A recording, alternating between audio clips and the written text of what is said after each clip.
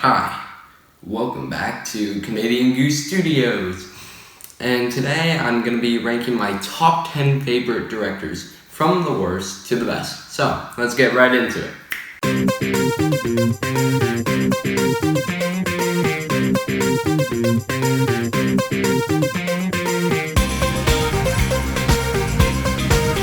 We return now. We're talking about directors, right? And because directors are so good at making these movies with their camera angles, like Sam Mendes, let's talk about him. You know, like in 1917, trying to do it in one whole shot is actually insane. I don't know, like, it's so hard to do that, and bravo to him, like, whew. But these directors are just so good at coordinates, doing all that stuff, and I think directors are like one of the main parts of making a movie. So, starting us off with number 10, we have the Duggar Brothers. Now, these guys might do film, but most would know them, or I know them, in Stranger Things. These two guys direct Stranger Things, and it is such a good show with its unique style of the 80s theme, the music definitely, like them mixing up the music while someone's walking or biking, whatever they're doing with that is actually cinematic right there. Like, you know when Hopper is like going to dig out, or trying to dig and find the upside down, like that slow-mo walk with that music, that just is really good. Like, these Duggar Brothers are really smart at doing those types of stuff. Like, even when like Mike, 11,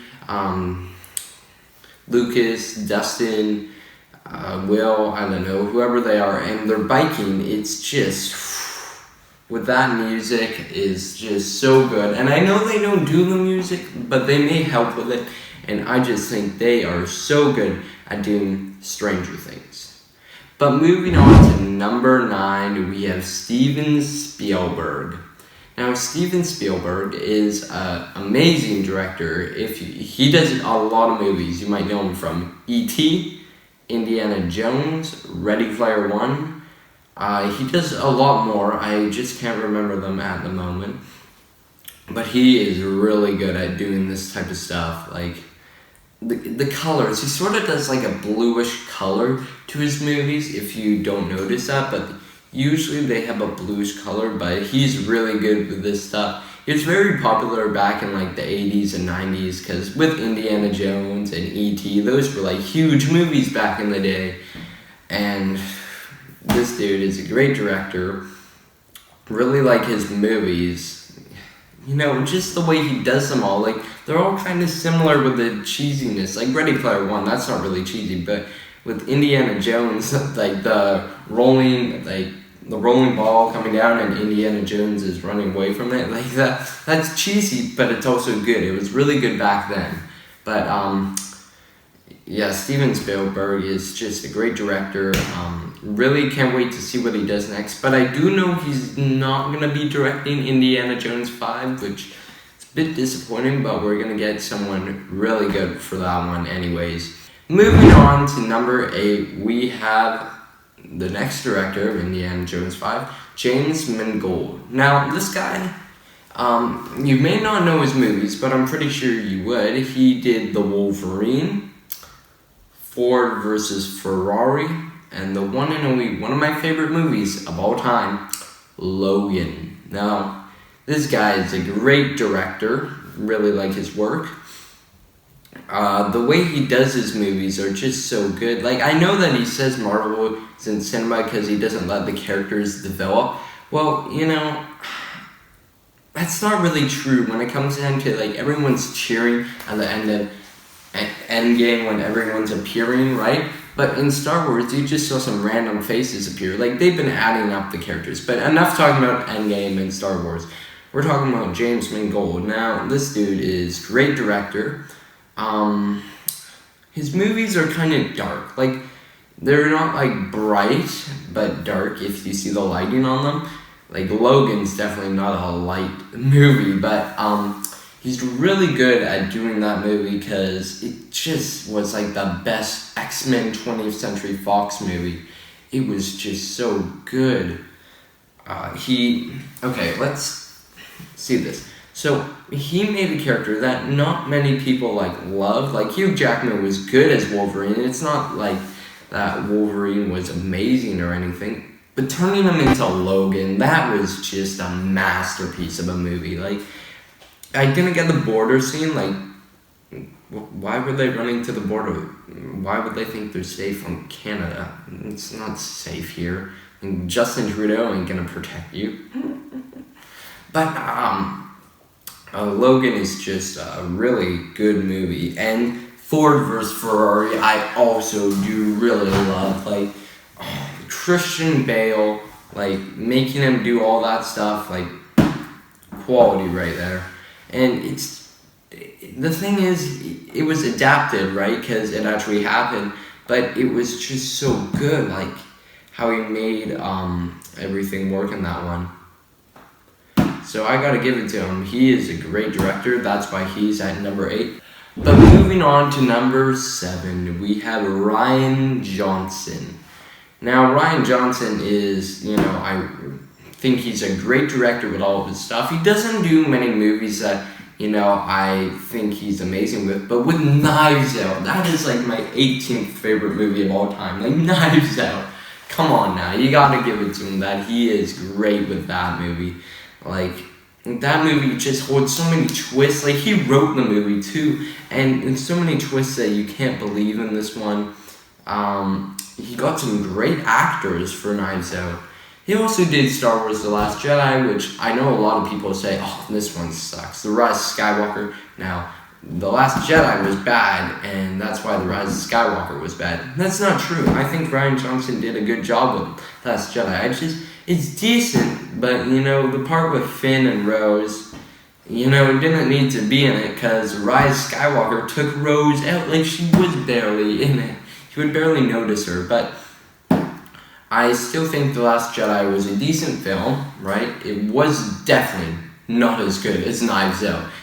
I wanted to see this one so badly when it came out, but I had musicals, so couldn't watch it then, but still, I did get to see it, and it was just so good. I did really like the twist that he put on it. All the camera shots too that he does, at the start where it's showing all the creepy dolls and that stuff, all the vintage stuff, he is just really good with it. He knows what he's doing. And with the knife circle, and they would put their head in it, and then bad guy would grab the knife and try to stab the person. It just got all over the place with Knives Out. Last Jedi, I thought it was funny, so I still think it's not as good, but Knives Out, that is quality though. Rian Johnson was great. Great director. And I'm really excited to see what he does next after Knives Out. But moving on to number 6. Now, you might not believe this, but James Gunn. James Gunn is a great director, and I know a lot of people probably don't have him on their list, but for me, I think he's a great director. You know what he does? He does the live-action Scooby-Doo. The live-action Scooby-Doo. Do you remember those? He also does Guardians of the Galaxy, and he's trying to make the Suicide Squad reboot, which will be amazing. I am so excited for that one. Because Idris Elba, Taika Waititi, Margaret Robbie, yeah, she's going to be in that one still. And it's just going to be so good. But when James Gunn comes down to live-action Scooby-Doo, that is in quality. He also was going to try and make rated R Scooby-Doo, but he didn't. And I'm a bit sad with that. But live-action Scooby-Doo was good. Guardians of the Galaxy, he is really good with that. Making a space... he took a huge risk, making this movie, but he knew what he was doing when he made it. And I gotta say, he's a good director when he does that. Because Marvel hadn't really done anything different till Guardians of the Galaxy came out. And when it did, everyone loved it so much. it didn't make as much money as Avengers, but, it's still a really, really good movie. It made like 200 million less, or 300 million, I don't know. I know Avengers made $1 billion, that one made like 800 million, but it was really good. And like, Marvel wasn't really anything up till the point, like what I said, Guardians of the Galaxy. So him making that just changed the MCU forever, and now it's all over the place and a huge thing. So I don't know, I may switch James Gunn with Rian Johnson maybe, but really like them both, but James Gunn will stick his spot in number 6. But moving on to number 5, we have Sam Mendes. Now this dude he doesn't do like a whole bunch of movies, but he does do some good ones. He did James Bond Spectre, Skyfall, 1917, and Shrek the Musical. I was scared of Shrek from Shrek the Musical, but I don't know why I was.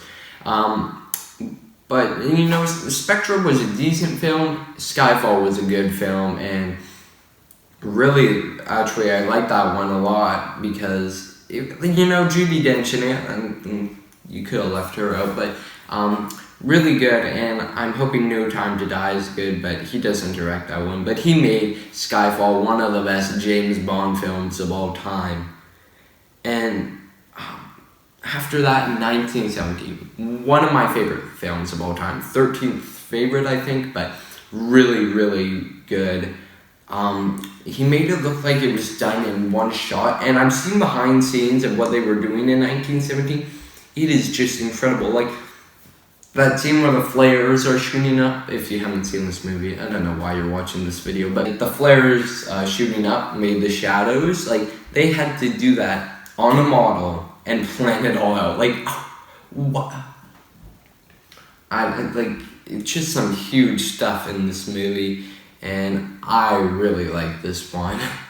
Like, 1917 was great. Sam Mendes directing it was so good, and I think the inspiration came from him watching his kids play Red Dead Redemption 2.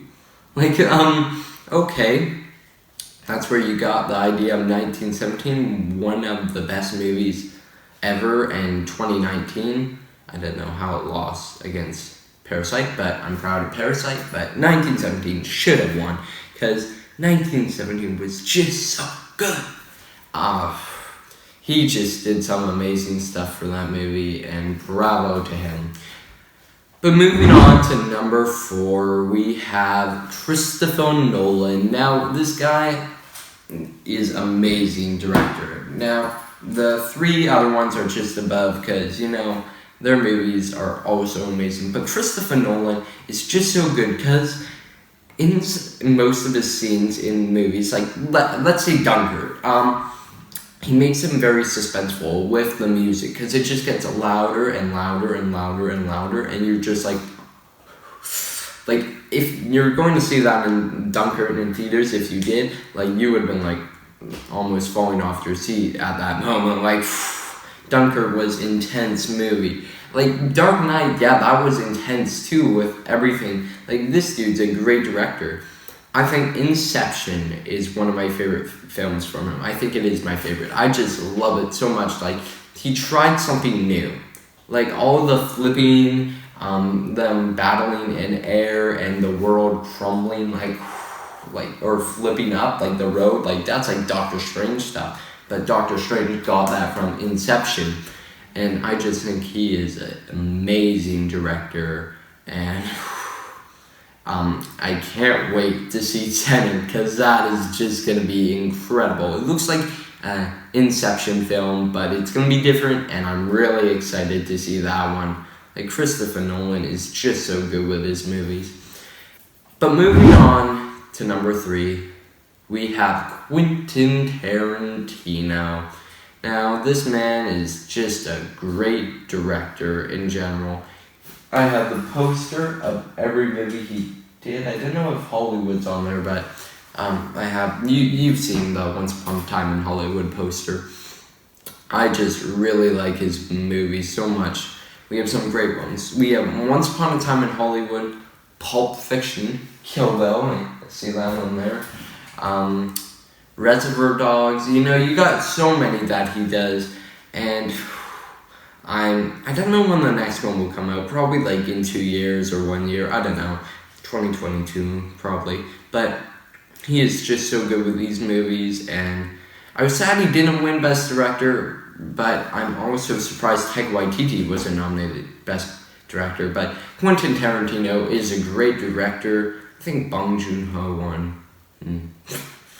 But he makes all of his, Quentin Tarantino makes all of his movies like the style they are. And I know a lot of people do that too. Like, Once Upon a Time in Hollywood, 1969, he made it exactly like 1969. And even used some clips from, Western movies and made them into his movie, just adding, Leonardo DiCaprio into them. It's just so funny to watch that. And it's a bit confusing, but at the end of every single one of his movies, they all connect, because they're all these different plots, and they all connect at the end. And he is just so great with these movies, and I am going to be excited for his next one. I will definitely go see that in theaters. Moving on to number 2, you might not know this guy, but Jared Hess. Now, this guy directed Napoleon Dynamite, Gentlemen Broncos, Don Verdean, Nacho Libre, and maybe some other ones, but those 4 are the ones I know of most of all, because Don Verdean isn't amazing, but Nacho Libre, Gentlemen Broncos, and Napoleon Dynamite are some of my favorite films. Those movies are so funny, but it's so entertaining at the same time. It's not like they have a good plot at all, but it's so entertaining to just watch over and over and over. And I just really, really like those movies. He's kind of a simple director. His scenes are really simple, and sometimes they're just really funny.